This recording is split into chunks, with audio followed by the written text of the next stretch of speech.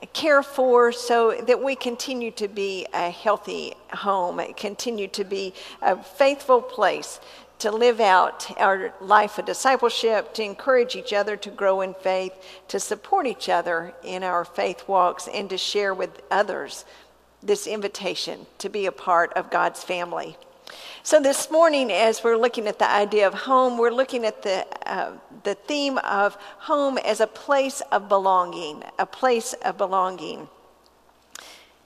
You know, a sense of belonging is an important experience for us to have, where we feel like we belong. Shapes our values, shapes our life experiences, shapes our perspectives. It gives us a sense of identity, gives us a sense of purpose. Katie introduced to the children the story of Zacchaeus. Zacchaeus, who struggled with belonging. Many of us did grow up singing his song, singing about that wee little man who so wanted to see Jesus that he climbed up into a sycamore tree. What the scriptures tell us is that Jesus saw him. Jesus noticed him. Jesus invited him to come down so that Jesus could go to his house that day. Hear these words from Luke chapter 19, verses 1 through 10, that tell us the story of Zacchaeus. Jesus entered Jericho and was passing through town. A man there named Zacchaeus, a ruler among tax collectors, was rich. He was trying to see who Jesus was, but being a short man, he couldn't because of the crowd. So he ran ahead and climbed up a sycamore tree so he could see Jesus, who was about to pass that way. When Jesus came to that spot, he looked up and said, "Zacchaeus, come down at once. I must stay in your home today." So Zacchaeus came down at once, happy to welcome Jesus. Everyone who saw this grumbled, saying, "He is gone to be the guest of a sinner." Zacchaeus stopped and said to the Lord, "Look, Lord, I give half of my possessions to the poor. And if I have cheated anyone, I repay them 4 times as much." Jesus said to him, "Today, salvation has come to this household, because he too is a son of Abraham. The human one came to seek and save the lost." We pray God's blessings on our reading and hearing of the scripture for this day. Well, this story is one that we have heard in a children's song, and we may hear it as a simple little story, but it's actually a very radical example of Jesus reaching out to another, to one that others might have intentionally chosen to overlook, might have averted their eyes not to see, might have been happy to have him not belong in their crowd. You see, Zacchaeus held a role of chief tax collector.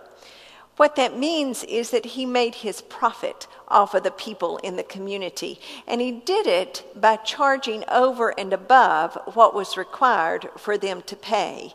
So there was an amount set for their taxes, and then the ways the tax collectors got their income was to add to that.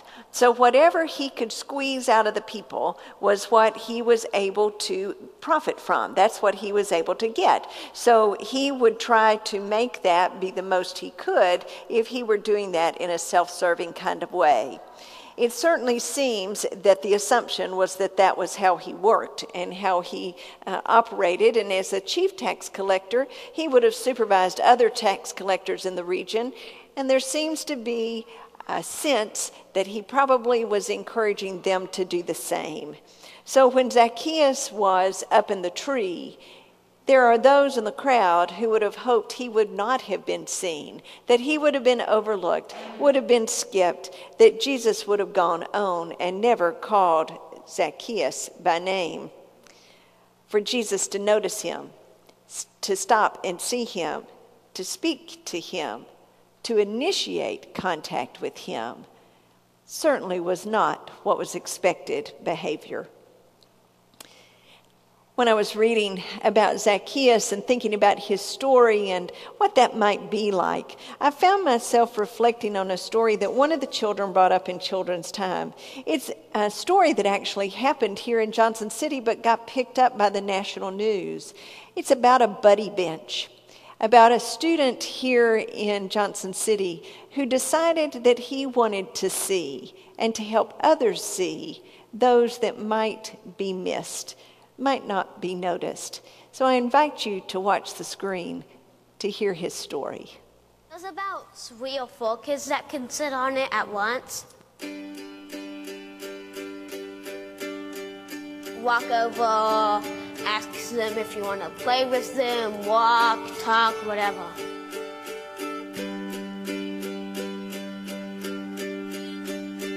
I hate that kids get bullied and all left out because they have no friends to play with really, and then they don't have anything to do on the playground. What's the point of having recess if the kids are not going to do anything? It's so easy to just go to a bench and say, do you want to play with me? And it's a lot easier for everybody to get along.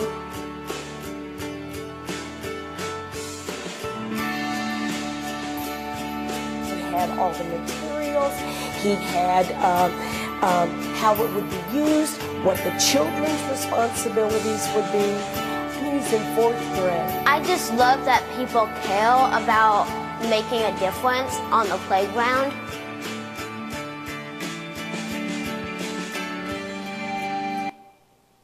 So this buddy bench happened at Southside School, where Turner is a student. So Turner's going to help us know about this buddy bench.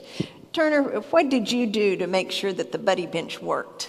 Well, you kind of have to get into a routine of looking over there every few minutes to make sure there's either no one on the buddy bench or someone that you can go talk to. Okay, so you had to learn how to notice and pay attention and be willing to go do something about it when you saw somebody there.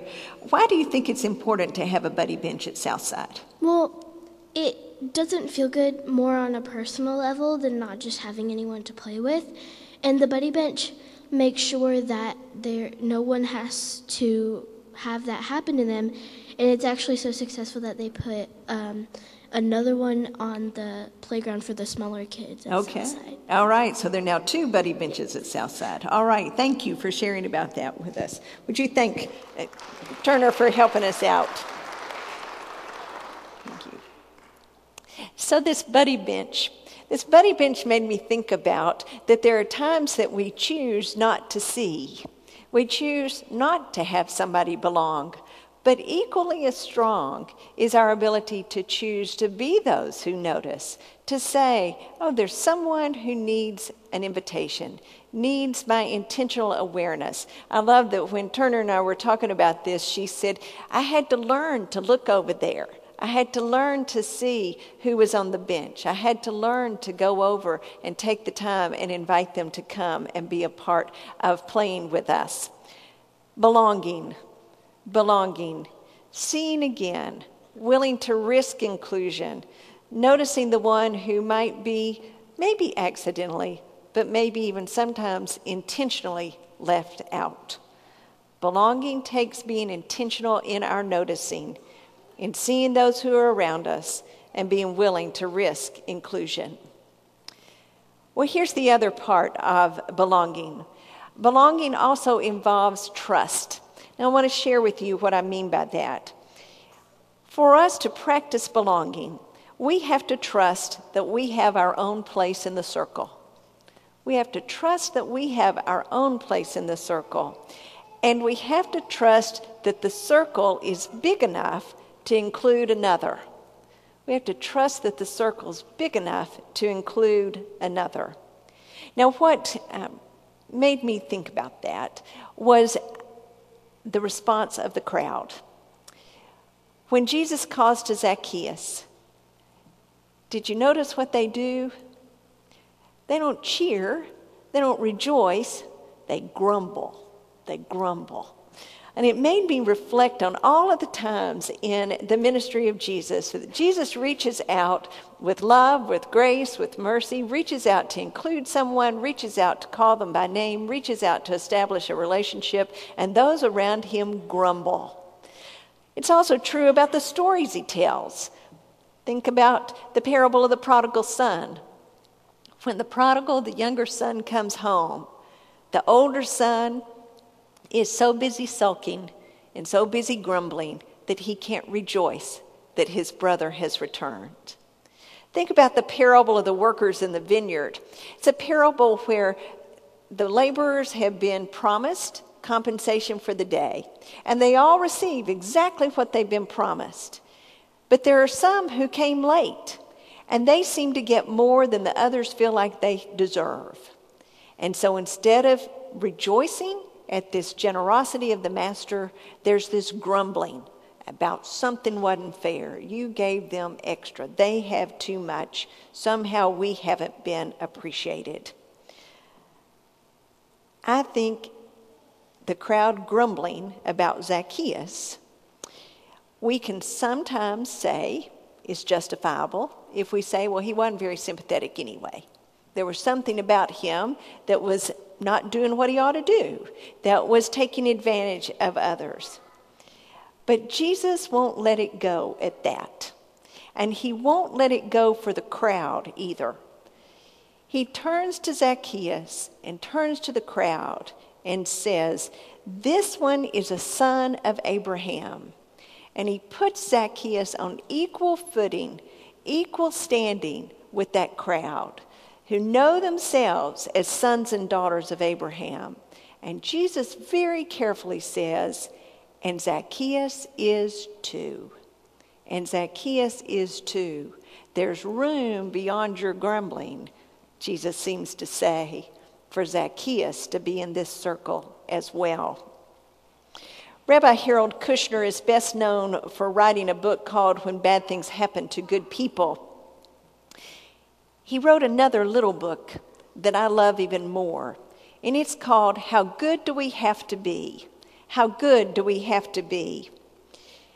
He gives some words in that book that helped me to think about the importance of moving beyond our grumbling, of moving to trust, for us to be able to say, there's room in the circle, and we can fully enjoy the joy of God, the love of God that helps us invite others to belong.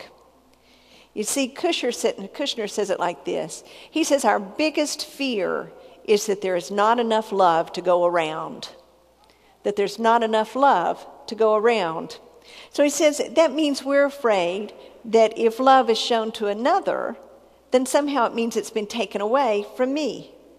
That if grace is shown to another, then somehow we are receiving less.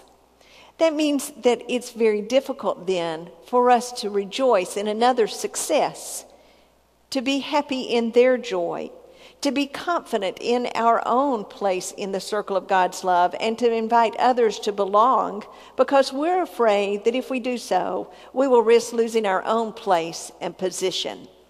So Rabbi Kushner tells this story to illustrate his point.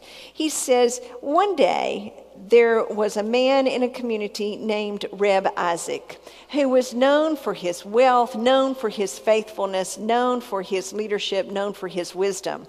Now, Reb Isaac sent out a set of invitations to 12 members of the community, and he sent on this invitation these words: you are invited to come to my house on Tuesday night at 6 o'clock for a dinner worthy of paradise.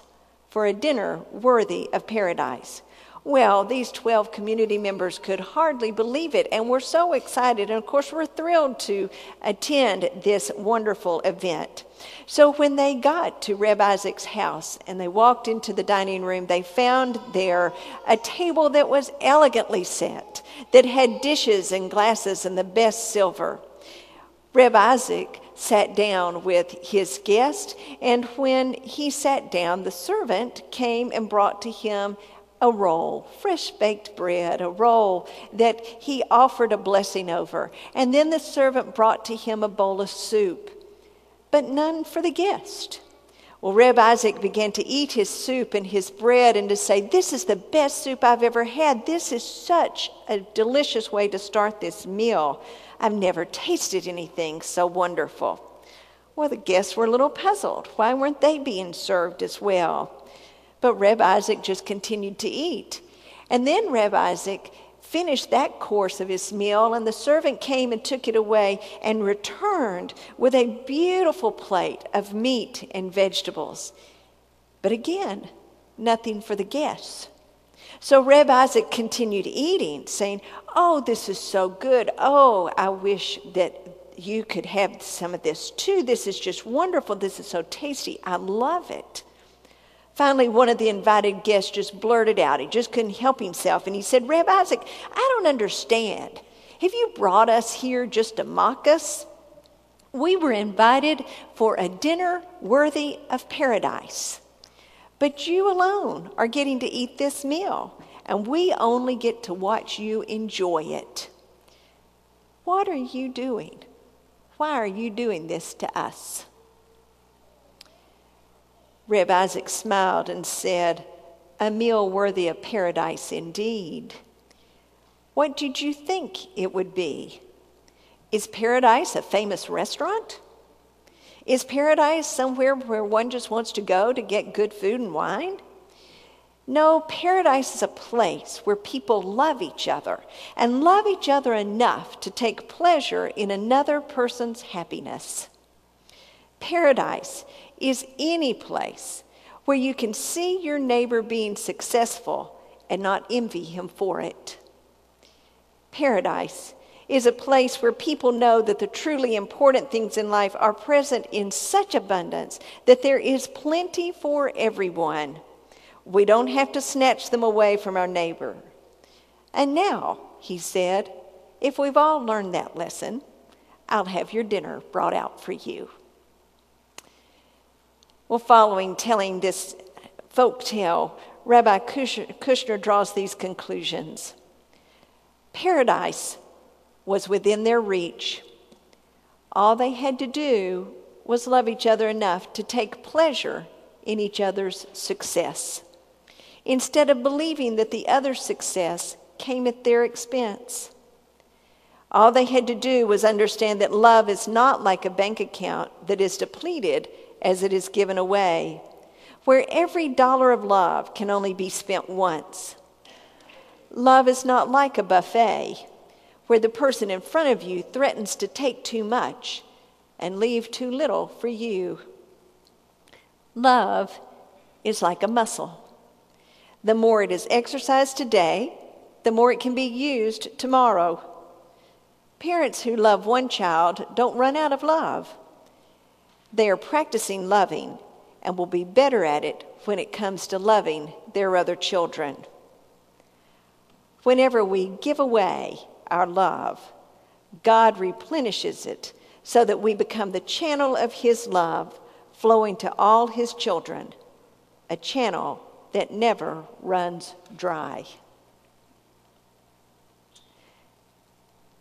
The crowd around Zacchaeus had the opportunity to see Jesus reach out to him.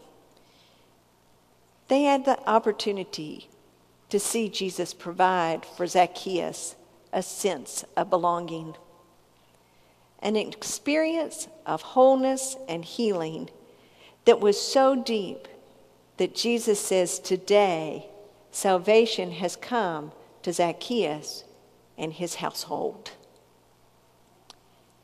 They had the opportunity to rejoice in a wondrous gift of grace and generosity. The crowd knew of themselves as sons and daughters of Abraham, and Jesus gave them the opportunity to see Zacchaeus as a brother. I hope they didn't miss that opportunity to claim their relationship with Jesus, their relationship with Zacchaeus, and their opportunity to welcome Zacchaeus home. Belonging. It takes noticing the other, and it takes trusting that the grace shown to us is abundant enough for us to share it with others. When we notice the other, when we reach out, when we stretch that love muscle that much more, well, it just begins to make it feel like home.